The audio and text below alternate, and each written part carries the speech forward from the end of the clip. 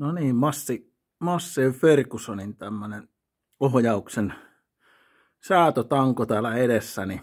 Se on kulunut nämä hampaat täältä alhaalta ja toihan lähti sitten tuolta irti. Ja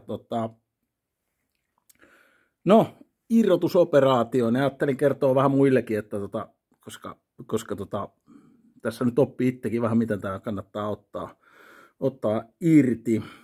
Elikkä täältä otin, ensinnäkin tätä ei välttämättä tarvitse ottaa pois lainkaan tätä palloniveltä tästä. Eli onnistuu kyllä irrottaa tämä näin tästä, tämä yläosa.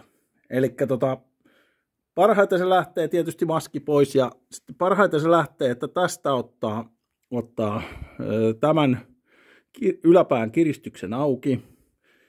Sitten löydyttää tietysti tämän, missä on tämä säätö täällä tästä näin. Ja sitten ohjaustehostimesta tuo irti. Sitten parhaiten tämän yläosan saa irti ulosvetäjällä. Jos on iso ulosvetäjä, niin sitten kun saa sitä hiukan sillä, että saa sinne sen ulosvetäjän kynnet väliin, koska tämä voi olla perhanan tiukas, ainakin itsellä oli ihan julmetun tiukas tämä osa tästä. Niin ulosvetäjällä loppupeleissä sain sen nätisti ylös. Sitten taas alhaalla laitoin tonne. Parhaiten menee, kun laittaa pallotunkin tonne.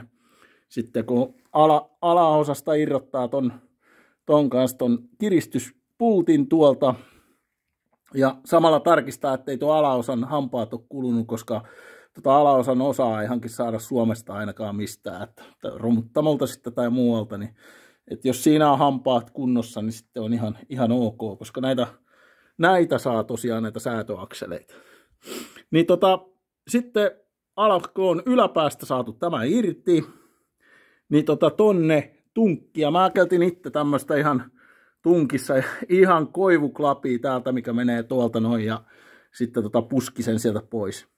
Sitten kun sitä nostaa, niin tietysti jos ohjaustehostaja on tässä näin, niin tämähän saattaa nousta vähän tästä, niin siihen vaan puuta ja sitten antaa vähän jotain pajavasaraa, että saa sen sitten aina laskettua sitä mukaan.